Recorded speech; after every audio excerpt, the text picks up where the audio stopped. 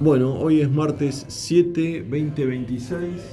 Arrancamos el programa. Vamos. Me faltó traer agua.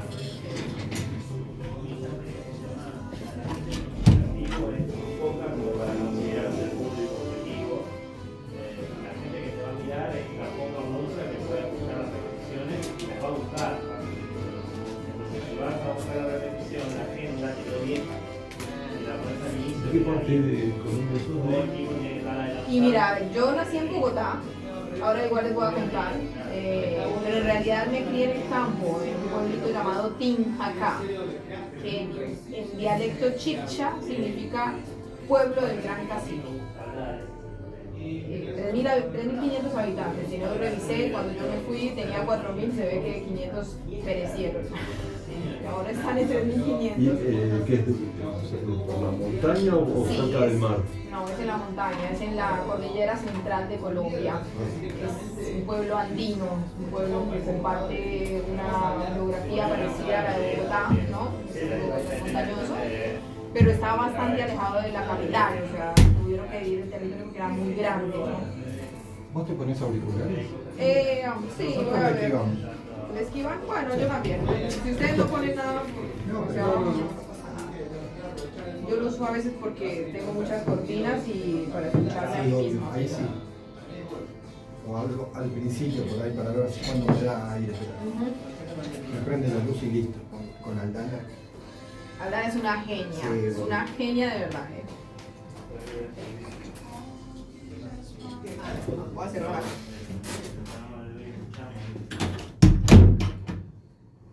Sí, va a entrar ahora Pablo con un vasito de agua para vos. Ah, Ya. bueno, bueno. Ya estamos, ya es horario, bajamos los volúmenes. Te hago las mismas recomendaciones que a todos, porque vos ya sos siempre las manos arriba de la mesa. Dale. Y vean la camarita. Ya vos las conocés, Sí, pero a veces quedan corridos. Sí, a mí me gusta igual mirarlos a ustedes para hablarles porque no se me pierdo.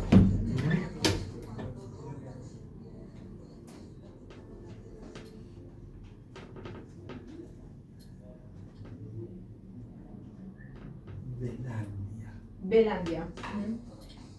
Con B corta, entonces Belandia. Belandia. Exactamente. sí, Fuerza sí. ahí, Belandia. Buenas tardes, bienvenidos a una nueva emisión de Panorama Político Palermo Online. ¿Cómo estás, Pablo? ¿Qué tal, Alejandro? Buenas tardes a todos. Bueno, agradecemos a la operadora técnica de la radio, Aldana. Muchas gracias por la operación técnica. Estamos transmitiendo desde www.0.me. Muchas gracias a Pablo y Santesteban también por el acompañamiento. Y bueno, hoy tenemos una invitada, pero una que vale por muchos. Y sí. Hoy nos acompaña Ángela Belandia. ¿Cómo estás, Ángela? Muy bien, muy contenta de estar acá. La radio siempre es mi lugar favorito. Así que les agradezco a Alejandro y Pablo por esta invitación generosa a su espacio, no menor, a hablar de cosas importantes y quizá también hacer alguna reflexión que le queda a nuestro público, ¿no? Como Bien. desde la palabra. Perfecto, perfecto. Bueno, vamos por ahí. Como siempre decimos, Panorama Político Palermo Online es un programa que busca reivindicar a la política, entendiendo a la política como aquella herramienta de transformación social, la institucional, la de los partidos políticos. No nos imaginamos otra manera de cambiar la realidad que no sea a través de la política. Y en todo caso, y reconociendo tal vez el mal momento que pasa en líneas generales la clase política, los partidos políticos, bueno, deberán darse a la tarea de mejorar sus propuestas, renovar sus dirigentes y ofrecerle a la ciudadanía una mejor propuesta electoral y de gestión. Quizás el problema son los dirigentes y no la política. La política sobre los militantes no creo que sean el problema en el mundo, ¿no? La política no es el problema. En todo caso, ya te digo, debemos darnos a la tarea de cambiar a las propuestas políticas. Más allá de eso, no nos imaginamos otra manera de cambiar la realidad. No pensamos en ningún iluminado, ¿no? Y habría que intentar quizás una monarquía en Argentina. Bueno, vamos a empezar con con Ángela. Como bien dijimos, este programa busca reivindicar la política y invitamos generalmente dirigentes políticos, funcionarios públicos, militantes y a veces actores sociales y políticos que hacen política a su manera. A veces desde una institución, desde un comedor, desde una murga o desde un club de barrio. En tu caso también haces política, pero no una política partidaria, por lo que conversamos, y eso también es muy valioso para nosotros. Contanos por qué, pues sos periodista, ¿sí? Llevas adelante un programa que se llama Latinoamérica. Contanos cómo fue que se te dio por la comunicación, por el periodismo. Dale. Hablar de Latinoamérica es hablar de mi corazón, Alejandro, la verdad. Creo que el programa en sí me ha dado la oportunidad de conocer a muchas personas y, como dices tú, ¿no? De ser quizás sujeta de derecho también, ¿no? Desde la palabra, desde hacer comunidad con otros para llevar adelante un proyecto por más de 8 años y tener también en mi voz, ¿no? Muchas historias de migrantes, ¿no? Mi programa está enfocado a la comunidad migrante de Argentina, Latinoamérica y el mundo. Sí. Lo que busca es conectar, ¿no? Queremos conectar a todas esas personas que están lejos de su territorio con sus territorios a través de la radio y la televisión, ¿no? Cómo hacerlo y de qué manera también buscar resignificar esas historias, ¿no? Las historias de los migrantes.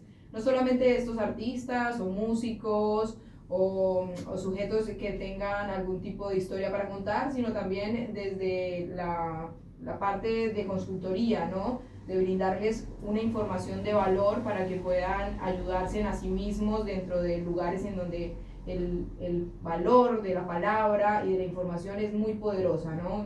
Un migrante lo que siempre carece es de información para poder ser sujeto de derecho en el país de llegada. Y eso no me pasó solo a mí, sino le pasa a todos los migrantes que quizás llegan a un lugar y no conocen ni siquiera acerca de sus derechos ni de cómo acceder a ellos. Así que creo que eso podría explicarse en Latinoamérica, ¿no? ¿Y cómo fue que te decidiste a ingresar en el mundo de la comunicación, del periodismo? Claro, tengo que partir por el inicio, ¿no, Alejandro? Yo soy migrante, pero también soy refugiada por la violencia de Colombia. Yo vine en el 2021 a raíz de una violencia por parte de mi pareja, en donde quiso matarme 2 veces y yo huí. Así que llegué acá a Argentina huyendo de esta persona, pidiendo un poco de asilo, pero yo no sabía qué era ser refugiado. Así que yo me vine diciendo que yo era migrante, ¿no? Me reconocía como migrante en ese momento, pero no como refugiada, que son 2 cosas totalmente distintas. En ese momento yo en Colombia era universitaria, yo hice 4 años de kinesiología y me faltaban solamente 7 meses para poderme graduar, que eran los meses en los que yo tenía que hacer la práctica profesional, ¿no? Pero bueno, la escalada de violencia fue tan abrupta y tan fuerte que tuve que huir antes porque la persona no quería que yo siguiera viva. Así que comencé a buscar dentro de mis allegados, investigar qué país me podía dar refugio, qué país podía tener las condiciones que yo necesitaba para poder sobrevivir, siendo una mujer de 20 años, morocha, campesina, bueno, con todas las transversalidades que tengo. Y encontré que Argentina le brindaba asilo a muchas personas y que acá la educación y la salud eran gratuitas. Sí.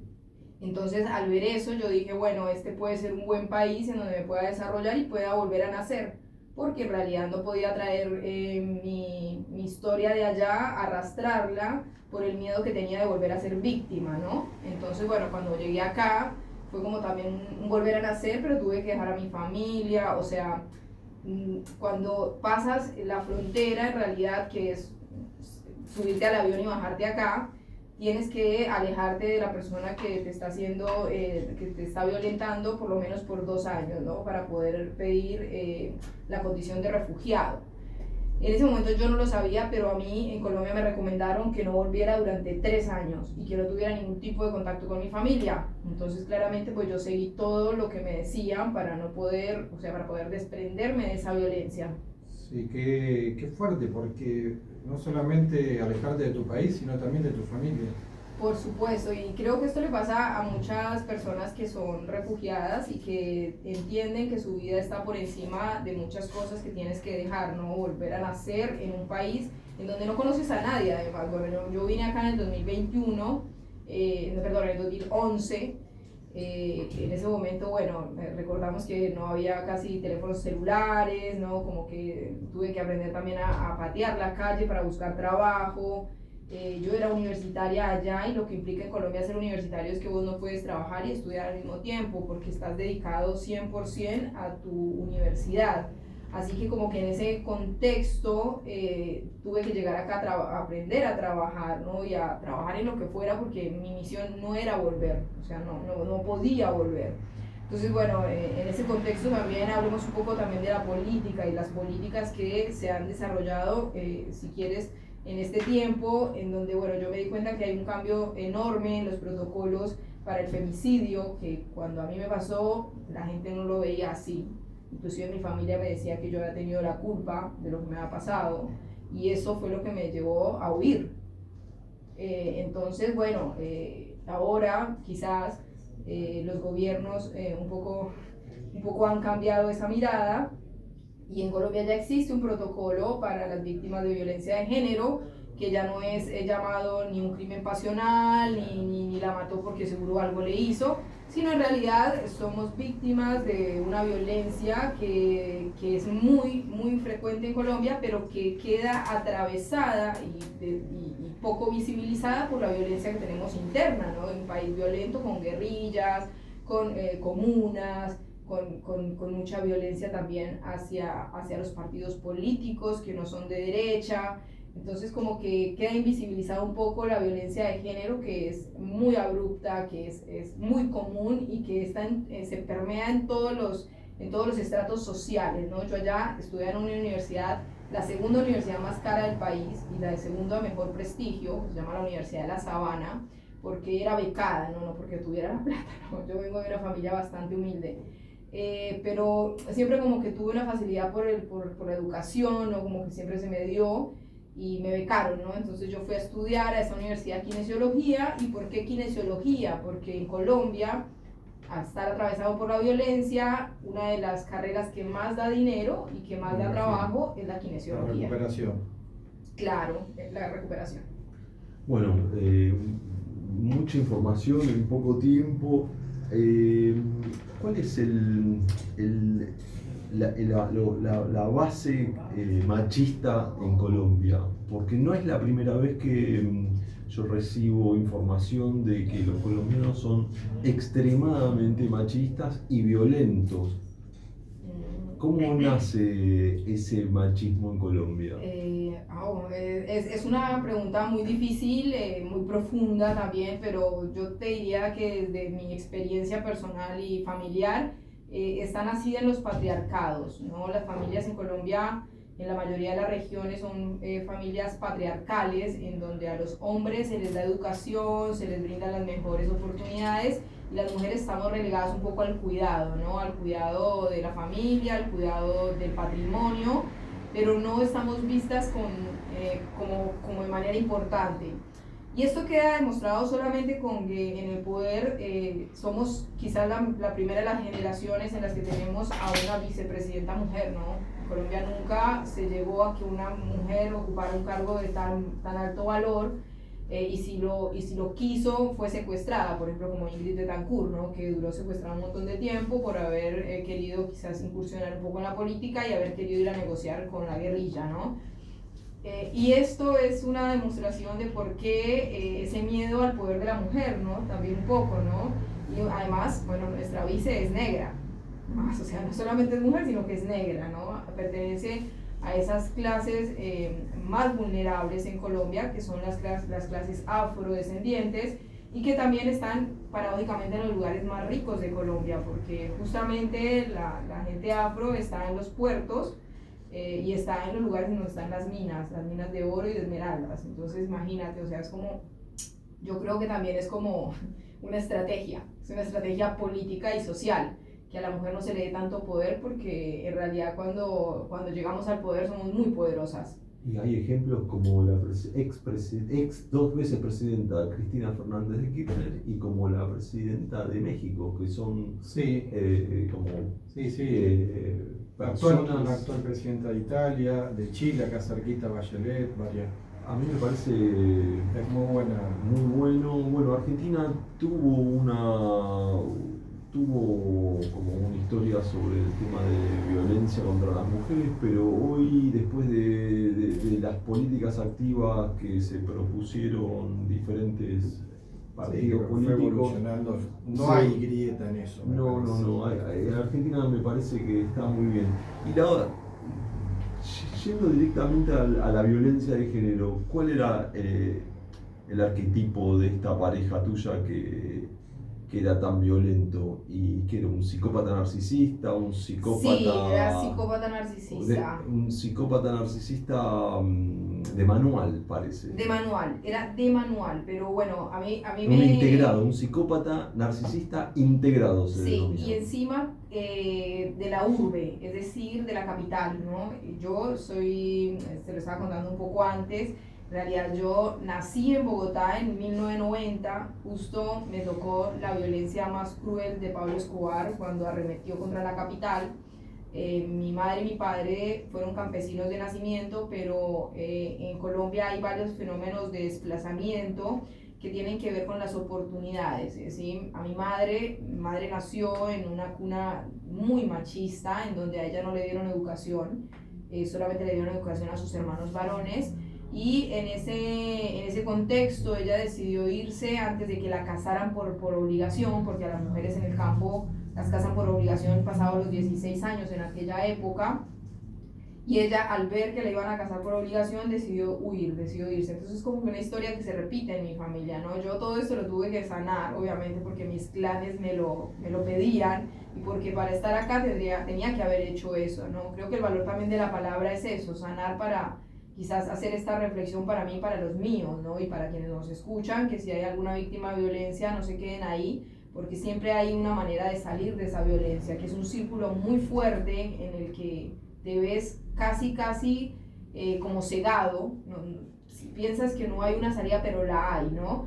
Y en ese contexto mi madre se huyó para Capital y allí se encontró con mi padre, que también había salido del mismo pueblo, además, en busca de oportunidades, porque él no tenía padre y no tenía madre. Mi abuela perdió la razón y se perdió en Capital, y bueno, toda una historia familiar muy fuerte. Y mi padre fue hijo de un tipo que era terrateniente y tenía relaciones con su criada, ¿no? Que era mi abuela. Y al tercer hijo de toda esta violencia que ella vivía, mi tía salió con epilepsia. Pero para aquella época no se sabía que era epilepsia, entonces le decían como que era Estaba loca. Exacto, que era una enferma que tenía un demonio adentro, ¿no? Porque le daba ataques de epilepsia. Y cada vez más seguidos, ¿no? Porque nunca la habían diagnosticado. Claro, no la trataban. Claro, entonces el tipo, al ver esto y que podía llegar a salir el rumor de su casa y que de pronto tenía problemas con su familia, toda gente muy rica, decidió echarla de la casa a mi abuela con sus 3 hijos, con su nena recién nacida. Mi papá tendría, no sé, 10 años. Entonces ella como que perdió la razón, porque decía: ¿a dónde me voy? Porque pues en el campo, si no tienes a dónde quedarte, no te puedes quedar. Entonces ella decidió irse para la capital. Y en la capital perdió la razón, se perdió, y mi padre con mi tía quedaron como huérfanos, no tenían a dónde ir. Y mi papá, que era el más grande, decidió devolverse al campo y pedir ayuda a su hermana, o sea, a su tía abuela, ¿no? Y ella los crió, ¿no? Crió a mi padre, crió a mi tía y a mis 2 tías. Ahora solamente vive la tía que tiene epilepsia, mira cómo es la vida. Ella fue la única que sobrevivió. Mi tía y mi padre murieron. Mi padre de un infarto cuando yo tenía 16 años. Y mi tía hace 10 años, quizás con un cáncer terrible. Pero bueno, nunca volvieron a ver a su madre, o sea, nunca volvieron a saber en dónde estaba su mamá después de haber perdido la razón, ¿no? Muchos decían que sigue viva incluso ahora, pero bueno, o sea, nos atraviesa esa historia, ¿no? Y mi padre, cuando vuelve a la capital a buscar oportunidades, porque él ya había estado en capital y luego se volvió para el campo y luego hacía como cruzada, yendo y viniendo, se encuentra mi mamá en Bogotá, y deciden hacer una familia y nacemos nosotros tres, mis dos hermanos. Yo tengo dos hermanos mayores. Mi hermano sigue en Colombia, vive allí.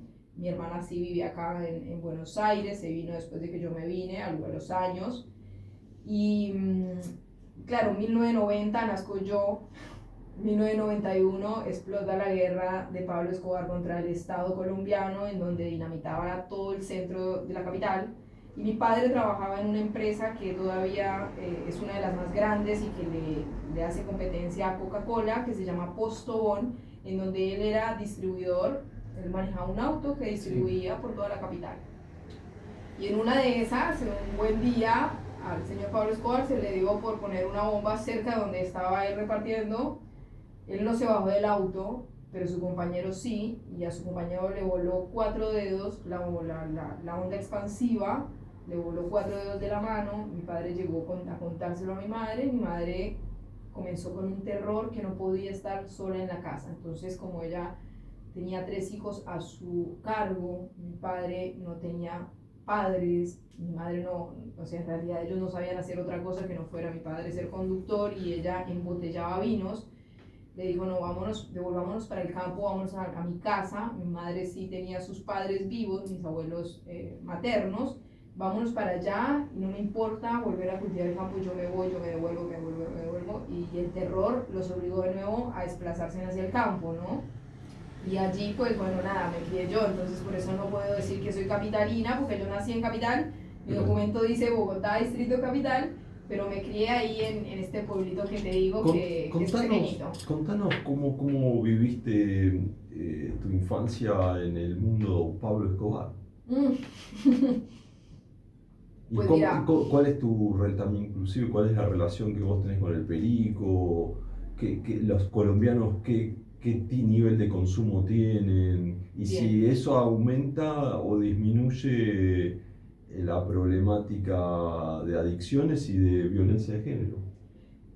Sí, mira, yo te puedo decir que, por ejemplo, la época de Pablo Escobar, lo que más cruel vimos fue cuando estábamos en la capital, ¿no? Claro. Después salirnos al campo. Nosotros somos de un pueblito de 3.500 habitantes, ahora acabé de googlear porque cuando yo me fui era de 4.000, pero se ve que 500 fulanos murieron y ya no los repusieron. Sí. Es un pueblo muy pequeño, que queda clavado justo en la cordillera central, ¿no? Es un pueblo andino, muy conservador, como les cuento. A mi madre no le dieron educación, ella no sabía ni leer ni escribir, le enseñamos nosotros. Es un pueblo de muy pocos habitantes, todos somos primos, todos se conocen, todos nuestros ancestros son los mismos. Y allí, por ejemplo, no llegaba ni la cocaína, no llegaba ni la marihuana. Es decir, estas dos, si queremos decirle drogas o sustancias, como quieras llamarle ahora, no estaban en contacto con los jóvenes ni tampoco con los adultos. Nosotros teníamos otro tipo de consumos problemáticos como el alcohol, que en realidad estaba socialmente aceptado, pero era lo que más encrudecía la violencia, porque las familias se peleaban en las fiestas y terminaba todo mal por el alcohol. Pero el alcohol era o sea, hasta nosotros mismos hacíamos alcohol, que le llaman chicha. Pero ¿qué pasa? Al transcurrir el tiempo, obviamente que nosotros migramos. De mi generación, por ejemplo, somos 2 personas las que vivimos fuera del país, ¿no? Y volvemos también con nuestras transversalidades a nuestro pueblo. El pueblo ha estado también en mucho cambio político, social, mucha migración de otros lugares a ese pueblo, porque es un pueblo, le llaman el remanso de paz, es decir, por eso que te digo que era muy sano en su tiempo. Pero en realidad a mí me jugó en contra, porque cuando yo llegué a la capital yo no sabía qué era la cocaína, no sabía sobre consumos problemáticos, y la persona que a mí me ejerció violencia sí sabía de todo eso, y él consumía cocaína, yo no sabía. Claro, en esa locura que le entraba al tipo cuando consumía cocaína era cuando a mí me violentaba, ¿no? Y esa violencia fue en escalada hasta el grado que intentó matarme. Entonces yo sabía que no estaba en sus cabales, que cuando hacía eso tenía otra cosa encima, pero yo no sabía qué era. ¿Sabes cómo me enteré? Porque un día que me violentó muy fuerte y yo terminé en el hospital, Cuando salí del hospital yo dije, esto no puede ser real, o sea, acá está pasando algo muy fuerte y además yo no tenía el valor de contarle a nadie porque me daba mucha vergüenza. Lo que hace este tipo de violencia, que es la que tú mencionas del narcisista psicópata, es una persona que te convence totalmente de que lo que vos estás viviendo es porque lo mereces, ¿no? Y ante esto, lo que hacemos las víctimas es no contarle a nadie, porque sentimos que es nuestra culpa el ser violentados. Esto no solamente pasa con la familia, sino también con los amigos, con las personas que te pueden ayudar, porque esa persona sabe que si te cerca, eres presa fácil. Sí. Y él lo hacía conmigo, él me violentaba y me decía, usted no le puede decir a nadie porque si no le va peor. Entonces ahí, nada, te quedas. Vuelvo un poquito para atrás. ¿Cómo no? Te viniste para Argentina, te viniste para Buenos Aires, estudiando kinesiología, faltándote muy poco para recibirte en Colombia, y cuando llegás acá, empezás a estudiar ¿qué? No, mira, justamente cuando me vine de Colombia, bueno, yo allá en Colombia, cuando salí de mi pueblito de 3.500 habitantes, yo vivía en lo urbano, en lo rural, perdón, Sí, o sea, sí, sí. no en el pueblo, y yo no tenía luz eléctrica. A mí lo que me acompañaba siempre era la radio, una radio de pilas a batería, ¿no? Si sacaban la batería, chao, no sabía ni la hora. Así que como que mi conexión con la radio siempre fue permanente, pero nunca me imaginé que fuera como un poco también mi tabla de salvación, o que la palabra tuviera tanto poder, ¿no? Era como algo que a mí siempre como me gustó entender la persona que estaba detrás de la radio y por qué sabía tanto y por qué me impactaba tanto lo que decía. Cuando yo migré para la capital a estudiar, estudié kinesiología a los 4 años, me faltó muy poco para graduarme y me vine para Argentina con la idea de decir que yo iba a estudiar medicina. Primero para poderme salvar de alguna otra persona que me quisiera hacer daño, yo no quería decir que yo fui víctima. Primero porque me daba vergüenza y segundo porque no quería volver a ser víctima, y las personas que huimos de una cuestión de violencia tan fuerte, lo primero que sentimos es miedo. Entonces, ante ese miedo yo dije, voy a decir que voy a estudiar medicina, y voy a estudiar medicina, porque yo ya tengo una base amplia de conocimiento, yo estoy segura que esto no me va a quedar grande. Entonces me metí a estudiar a la UBA, hice 1 año y medio de la carrera de medicina y el primer año del CBC, y luego cuando entré a la carrera, acá yo vivía totalmente sola, vivía de pensión en pensión, en habitaciones de personas que me alquilaban por meses, trabajaba en gastronomía, de bachera. Luego, como me veían ganas, me sacaron a las mesas, luego me fueron enseñando. La gastronomía, la verdad que fue un lugar en donde hice una buena red de contención, porque hay muchos migrantes también en la gastronomía, porque te dan la oportunidad sin tener documentos de llegada.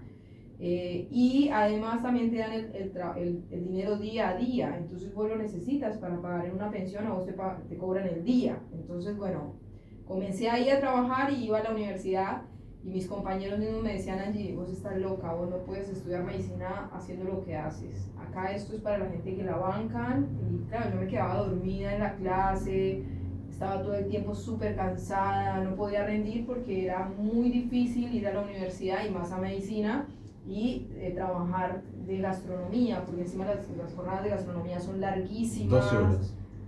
Larguísimas, eran 12 horas, era estar de pie, era estar activo, nada de, ay, me echo una siestita, no, nada. Entonces, además yo trabajaba acá en Palermo, en la calle Báez, en donde la gente era, o sea, era de otro nivel, pero la gente que atendías era asquerosísima, o sea, la verdad no te trataban nada bien.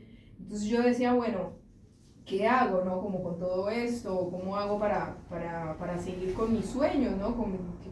¿Qué quiero hacer?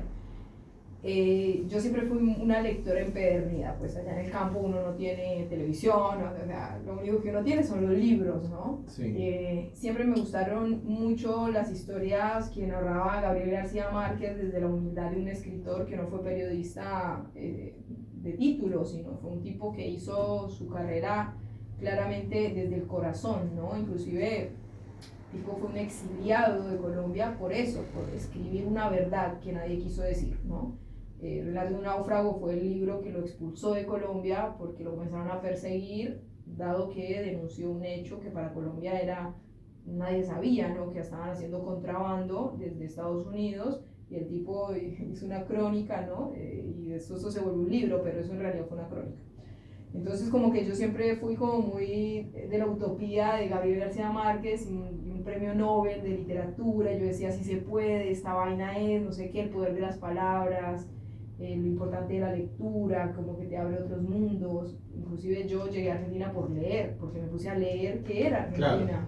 ¿Sí? No a escuchar quién decía, no, sino a leer. No te invitó nadie te recomendó que vivía acá.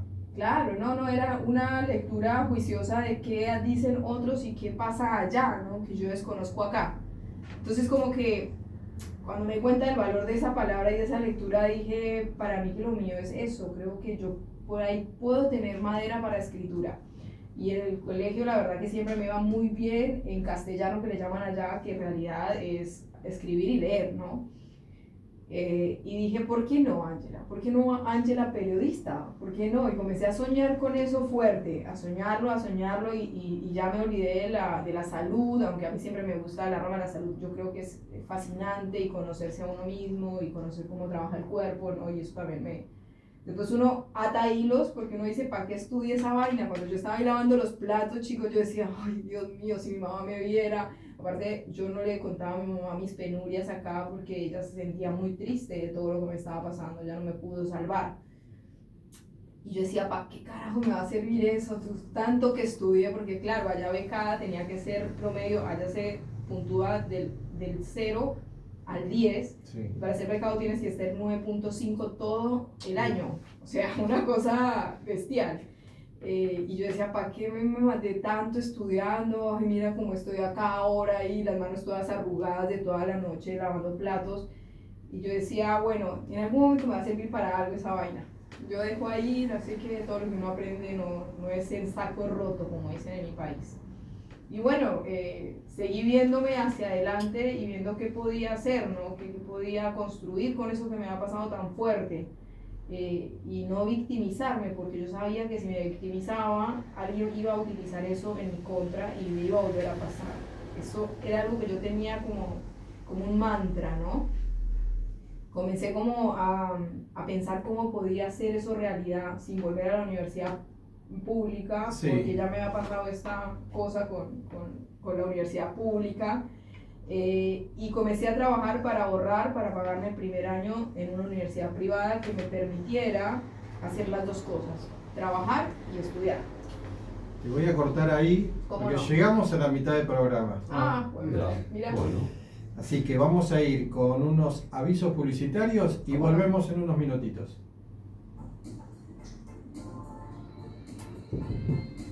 Mira cómo va la charla, yo ni miré el reloj, perdón que usted está de conductor, ¿sí, no? Bueno, yo como soy invitada, yo tiro ahí. No, está re bien, está re bien. Bueno, vamos por ahí, ahora vienen unos avisos publicitarios, después vamos a leer este aviso ¿Cómo no? y después volvemos con vos. Dale. Por ahí vamos a ver si ya vamos más a lo político, ¿viste? Te llevamos un poquito la política, derecho. la política, Meta política. Colombia, Petro, Milei. Bueno. Muy bien, no sé. gracias. Gracias, Pablo. Gracias, querido. Qué lujo tener productor en piso. Un lujo. Que acá no tenés, No, sí, acá yo tengo. acá tenés. Sí, yo tengo, los dos tengo productor ejecutivo, ¿viste? ¿Cómo Desde lo financiás? ¿O son ¿Qué? voluntarios? a todos los de los equipos yo les doy los viáticos. Ya sería tipo el pasaje o algún. Sí, les tengo una cuota mensual para que lo utilicen como Porque ellos tenés quieran. auspiciantes. Sí, tengo dos sponsors. Pero solo dos, te digo. Sí, ya sé, a nosotros nos cuesta. Bueno, lo hacemos porque nos gusta, en realidad no. Sí. Pero estaría bueno poner un poquito un auspiciante bajo. Darle unos pesos a alguien, lo te editen un poco mejor. O... Sí, esto es un trabajo, ¿sabes? Hay que Claro. valorarlo como eso. Yo creo que Sí. uno debería cobrar por estar acá y por poner su voz, su conocimiento y todo lo que implica hacer radio y televisión y bueno, y escritura y qué te digo, ¿no? Que a uno le paguen por escribir, qué fantasía, ¿cierto, compañero? Ah, no. Bueno, pero los rusos pagan por escribir. Ay, no, deje así, no, gracias. $350, $150. ¿A qué precio, cierto? No. No, no solo los rusos, muchos pagan por escribir. Pero son publinotas en realidad. Claro. Nosotros le llamamos publinota es cuando alguien te paga, pero para que digas esto, no para escribir. No hay que escribir lo que quieras, escribí esto. Yo trabajo con turismo y a nosotros nos pagan todo más las notas que haces, la verdad. Está ¿Turismo? bueno. ¿Cómo es eso? Periodismo en turismo. Claro. Sí. La verdad es muy lindo rubro. Hasta hace como 2 años estoy con eso. ¿Y qué te pagan? ¿Empresas turísticas? No, el medio de El turismo. medio. Sí, y a ellos les pagan las empresas, Claro. les pagan los privados. Para que hables bien de eso. De Claro. determinado destino y esté abajo. Sí, yo hago una crítica bastante concienzuda, no soy tan lambona. De, ay, todo está bien. No.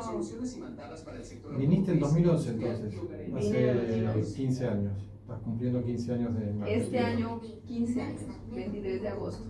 Mira. Qué Bueno, loco, te quedan un 15 montón de años. palabras todavía del colombiano, digamos. Sí, señor. Modismo, sí. Y sí, señor. Pasa que como también trabajo con periodismo, quiero también tener como esta raíz muy intacta. No, igual la cuando... verdad que te hace distinta. Para mí está bueno que seas así.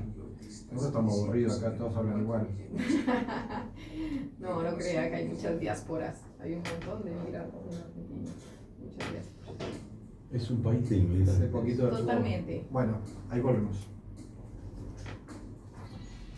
Bueno, volvemos luego de los avisos publicitarios. Agradecemos a Midas Peluquería, un salón de belleza espectacular en el barrio de Palermo, en la avenida Scalabrini Ortiz 3174. Los mejores profesionales, los mejores productos los encontrás ahí. Podés pedir turno entrando al Instagram y buscando Midas Peluquería. Ya mismo los voy a buscar. Vamos. Y agradecemos también a Imanes Magneto. Todo tipo de imanes comerciales los encontrás en www.imanesmagneto.com.ar. Y también agradecemos al doctor Mariano Recián y a su administración de consorcios. Que bueno, ¿quién no vive en un edificio, no? Y todo, o sea, hay que bajar las expensas y bueno, lo puedes llamar a Mariano Recián y te chequea las expensas y te asesora para bajar. Claro, por dónde se puede achicar o dónde se puede ahí ajustar un poquito, un proveedor más barato conseguir. Mira vos. Bueno, hay que llamarlo a Mariano Recián. Bien, muy bien. Bueno, y vamos a hablar un poquito de la tarifa social del agua. A ver, ¿qué pasa? ¿Vos tenés tarifa social? No, yo pago tarifa plana, Y plena. plena. Ahorrar agua entonces. Bueno, si sos usuario residencial de AISA y tenés problemas para pagar tu factura, el ente regulador de agua y saneamiento, el ERAS, te otorga este beneficio que te permite reducir el monto de la misma. ¿Cómo pedirla? Es muy simple. Podés hacerlo de manera online en argentina.gov.ar/ERAS o acércate personalmente a Callao 982 en la ciudad de Buenos Aires. Para más información, escribí a tarifa.social.eras.gov.ar o llama al 0800 333 0200 o manda un WhatsApp al 113 987 0790. Recordá que el agua es tu derecho. Ente regulador de agua y saneamiento. Así que, bien, ¿no? Bien, sí. Hay que llamar por teléfono o mandar un mail. La verdad que sí, el agua es fundamental para la vida, así que si hay dificultades para pagarla, bueno, acá hay una alternativa para pagar menos. Bueno, volvemos con Ángela. Habíamos llegado al momento donde te decidiste a estudiar ¿Qué tan en una político universidad estudiar, privada, no? que por ahí te da más flexibilidad con Claro, los horarios y entonces, ¿en qué universidad empezaste? Yo soy egresada de la UCES, la Universidad de Ciencias Empresariales y Sociales de la Argentina. Sí.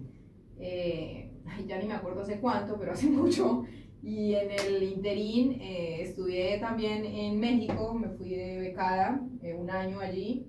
La verdad que fue una experiencia hermosa porque, bueno, como no había podido estudiar en la universidad pública, quería hacer como esta experiencia y conocer más acerca de la currícula y cómo es estudiar en una universidad pública, ciencias, además ciencias sociales, que es como distinto a las ciencias médicas o ciencias de la salud. Así que allí estuve en la UNAM, en la Universidad Autónoma, y la verdad que fue una experiencia hermosa que repetiría profundamente la academia. Y luego nada, me volví para acá, para el país, porque pues acá tenía todo, ¿no? Toda mi vida estaba acá y está y sigue estando acá. Y comencé a ejercer acá desde este medio hermoso que hoy nos da aire. Así ¿Acá? Acá Estamos comencé a en ejercer. www.0.me. Perfecto. Sí, señor. Empezaste a hacer un programa de Comencé a hacer un programa con otras chicas que se llamaba Revuelta Positiva. La verdad que ese fue mis primeros pinitos, pero comencé más con la redacción. Yo llegué acá con un escrito así como muy impreso, todo, ¿no? Y Diego me dice, a ver, muy bueno, muy bueno. Comienza a escribir. Y yo, ay, en serio, así como muy desde el corazón. Y la verdad que también fue el que me impulsó a hacer Latinoamérica. Le doy gracias siempre porque es una persona, es un líder excepcional, una persona que sabe alumbrar y me alumbró ahí como ese camino de comenzar y también me di cuenta claramente de todo lo que hay que hacer para ser periodista independiente, ¿no? Claro. Y ahí también comencé a formarme dentro de lo que es la producción, la conducción, la producción más también desde el arte, la cultura. Yo soy gestora cultural, pertenezco a una cooperativa de trabajo que se llama Camoruco, que tiene su corazón, el corazón de Camoruco es un grupo de folclórico colombiano que hace música llanera, música de los llanos colombo-venezolanos. Son 5 artistas en escena y 2 gestoras culturales. Yo trabajo más desde prensa y comunicación. ¿Acá? ¿Actúan en Argentina? Claro que sí, sí, acá en Argentina. Son migrantes colombianos en Argentina y también dentro del grupo hay argentinos, ¿no? Que aprendieron los instrumentos. Y bueno, desde esta cooperativa nada, traccionamos mucho trabajo, traemos también a otros migrantes para que trabajen también dentro de la misma cooperativa, desarrollamos encuentros. Este año se va a hacer el 7º Encuentro Internacional de Joropo Llanero en Buenos Aires, que ya está en su 7ª edición y que la verdad convoca a muchos artistas y muchas diásporas de la comunidad venezolana y colombiana. Y bueno, es una manera también linda de militar desde el arte, desde el trabajo cooperativo, ¿no? Y estar con compañeros que piensan igual que uno, ¿no? Bien, bien. Exactamente.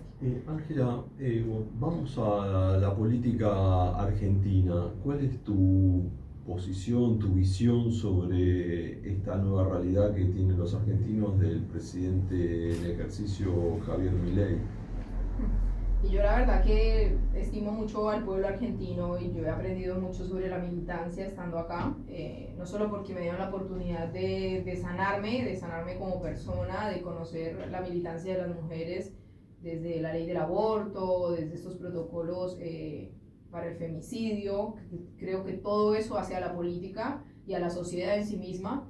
Y creo que el argentino es una persona que no está ensimismado, sino que mira al otro, así nos digan lo contrario. Yo creo que el individualismo solamente es un discurso que se ha puesto en los medios de comunicación para hacernos dividir, pero yo creo en el argentino que se levanta preocupado porque al otro le pasa algo, ¿no? Y nos está pasando muchas cosas, no solamente al argentino, sino también al migrante, ¿no? Hay un discurso de odio hacia la migración que permea a la sociedad y que nos toca de cerca a todos los migrantes que estamos hace mucho tiempo acá, ¿no? Como yo, por ejemplo, que le agradezco mucho a Argentina por muchas cosas que me ha dado desde la educación, porque así haya sido privada, me dio la posibilidad de estudiar, pero también porque yo tengo una historia muy personal con la salud argentina, y es que a mi madre en Colombia la desahuciaron por cáncer y yo la traje acá a Argentina y se pudo atender, pudo tener una muerte digna, acompañada por mí, y esto todo pasó en el sistema de salud. Entonces, como que mi historia está atravesada por muchas cosas que políticamente me han acompañado y que socialmente han estado muy en agenda de los medios de decir, no, porque es que al migrante le dan la salud. y todo está lleno de migrantes y hemos bajado la calidad por eso. Y la verdad es que cuando vas a los hospitales también te encuentras a muchos migrantes que atienden en salud, Sí, que sí, se sí, forman sí. acá. Entonces, y que se forman en otras partes y vienen también a trabajar acá. Entonces, Sí, sí. creo que eso también es hacer política, ¿no? Entonces, veo con mucha tristeza todos estos discursos y toda la manera en la que se está manejando mi ley, y la verdad que siento un poco de temor quizás por mi familia, ¿no? Mi hermana, por ejemplo, que ella nunca se nacionalizó pensando en que el país era de brazos abiertos, y ahora si replicamos alguna política de Estados Unidos estamos en riesgo de no tener una reunificación familiar, sino más bien una exclusión de los migrantes que estamos acá, porque también las políticas hablan de sobredelito pero no lo tipifican, ¿no? Hablan sobre nacionalizar, pero la brecha entre nacionalizarse argentino y toda la burocracia es muy grande. Yo hice atender a mi madre acá en el sistema de salud público, pero me costó muchísimo, chicos. Yo tuve que hacer 4 días de fila día y noche durante la pandemia para que la atendieran, porque en el hospital, en los únicos 2 hospitales que hay en Capital especializados en oncología son el María Curie y el Rofo. Y estos 2 hospitales solo reciben a 10 pacientes por día, de lunes a viernes.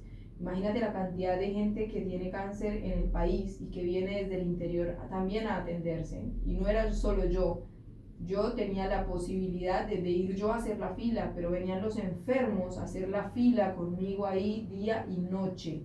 Iban mis amigos y me llevaban mate y me decían, oye Angie, qué huevos que tienes de estar acá, pero yo no tenía otra opción y tampoco iba a dejar que mi madre muriera sin tratamiento. Entonces es como ver en el otro también que hay una necesidad también de que los derechos sean de verdad los derechos y no solo queden en el discurso. Sí. Y eso es política también, ¿no? Cuando llegaste a Buenos Aires, ¿dónde te instalaste? ¿Siempre en el mismo barrio o fuiste?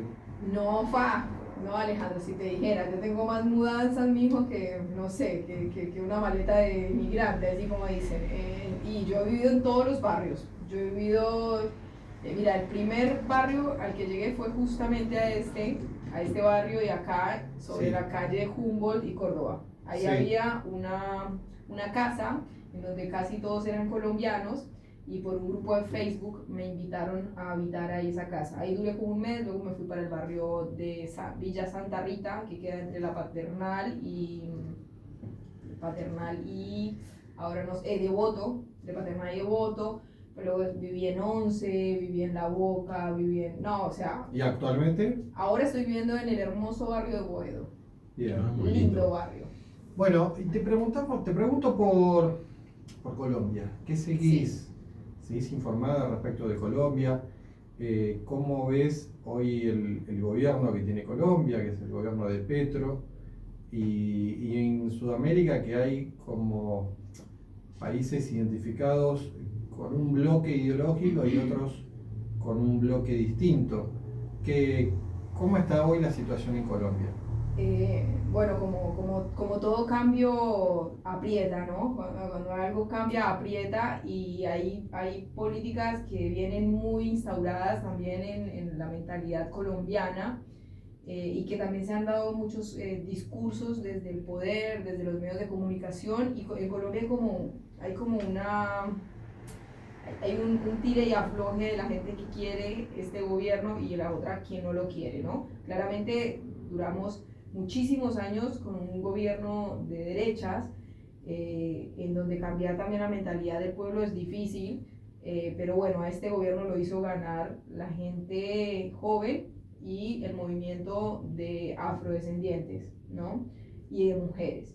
Entonces creo que hay un cambio bastante amplio respecto a quienes votan en los países, y cuando esto pasa, que son los jóvenes y también los estudiantes y también las mujeres los que hacen ganar a una política, hay un cambio profundo ahí, hay algo que pensar.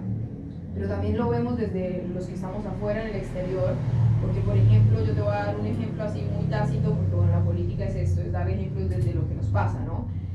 Yo antes fui muchas veces al consulado, ¿sabes? Fui muchas veces a pedir ayuda. Consulado acá en Argentina. Claro. Sí. Y el consulado en Argentina lo manejaban claramente las derechas, Sí. obvio. Entonces era un consulado que atendía solamente un escritorio y una señorita que le decía, después la llamamos.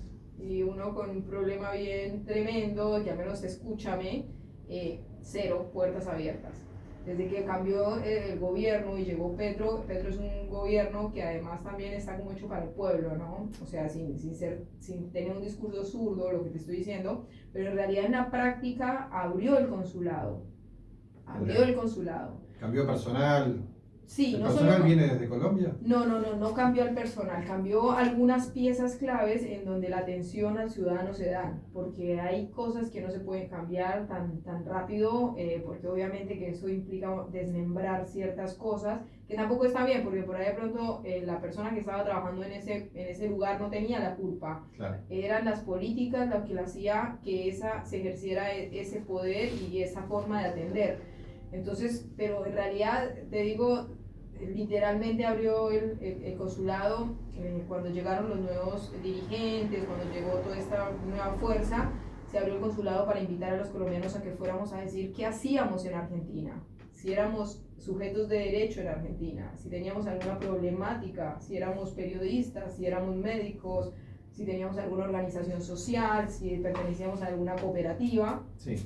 Y nosotros, por ejemplo, como cooperativa Camoruco, hemos estado trabajando bastante con el consulado, cosa que antes no pasaba. Antes eran los mismos de siempre, los que recibían siempre las actividades, a los que se les llamaba para hacer las licitaciones, y esto ha cambiado muchísimo y hay como una fuerza distinta, ¿no?, de participación ciudadana, y eso lo vemos al menos desde los consulados de los que estamos afuera, ¿no? En Colombia pasan muchas cosas que nosotros pues desde acá no vemos y no sentimos porque no estamos en el territorio, pero sí hay un cambio muy sustancial, diría yo.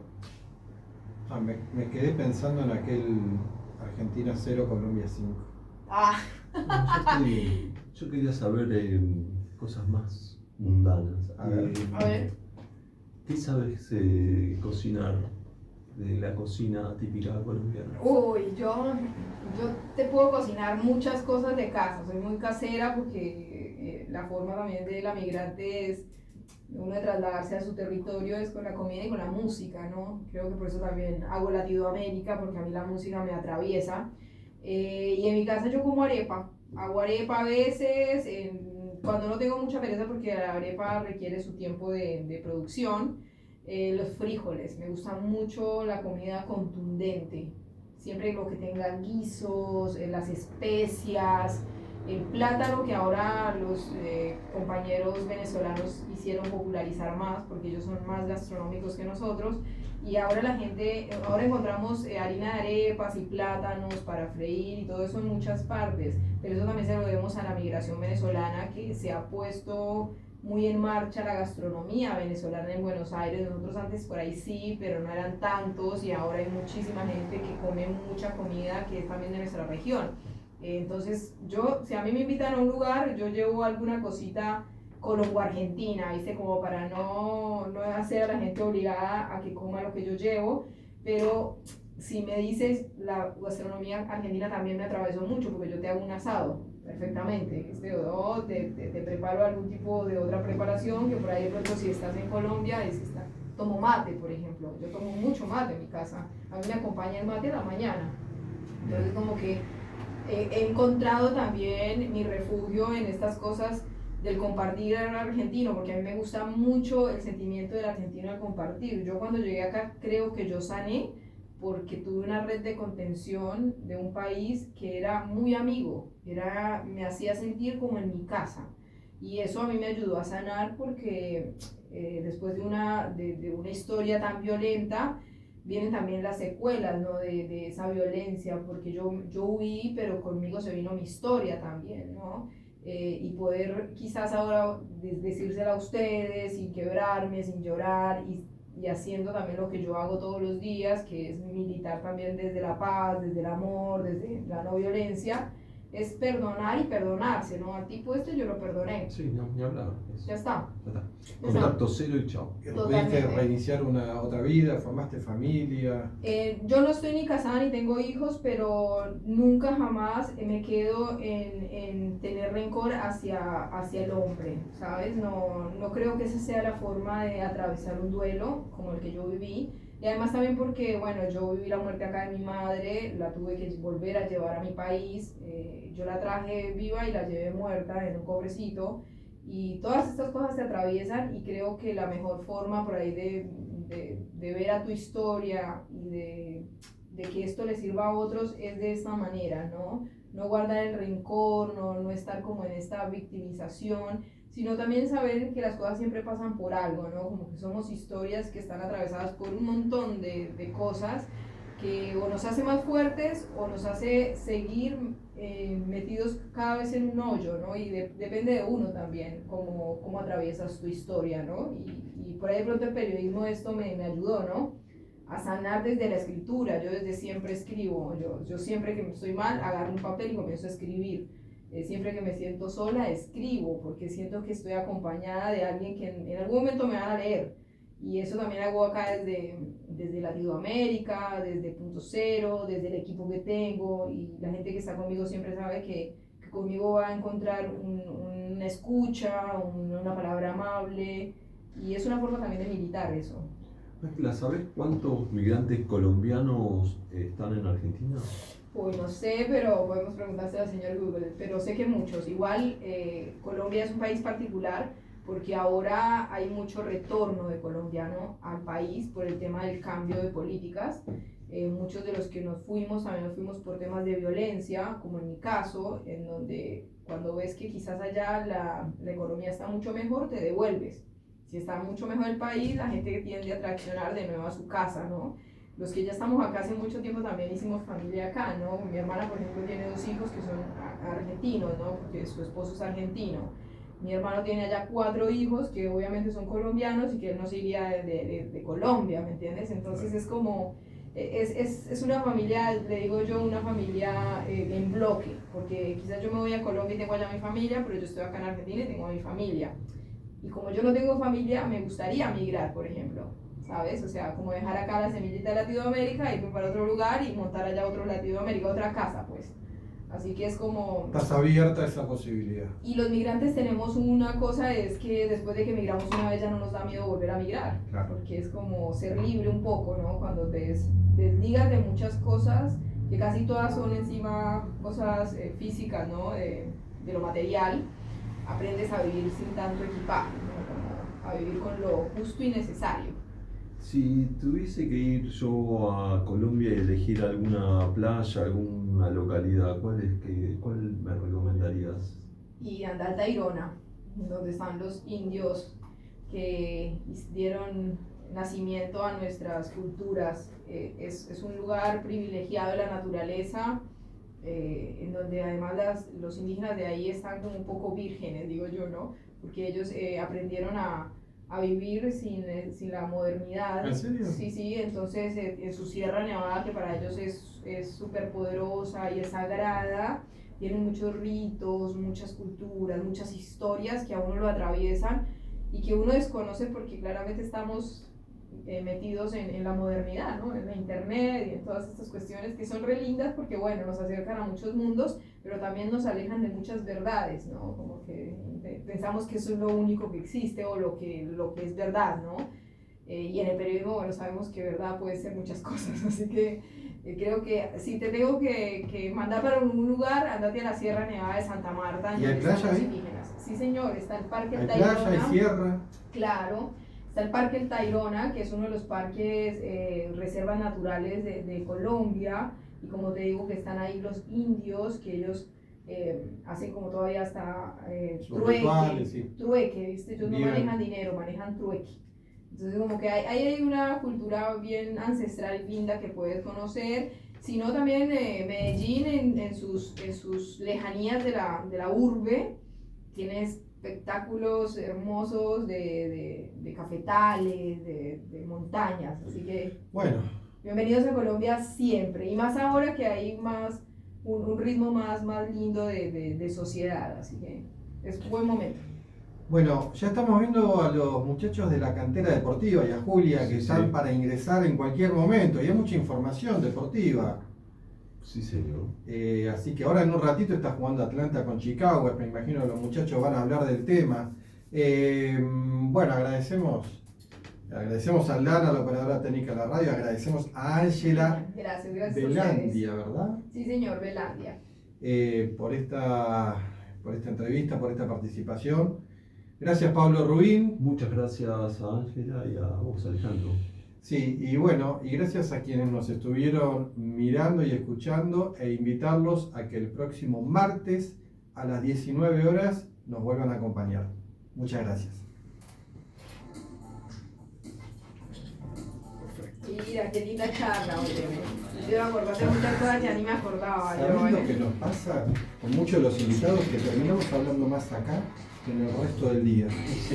Claro. El resto del día es todo cortito, WhatsApp, todo Claro. cortito. Acá se dan charlas mucho más desarrolladas.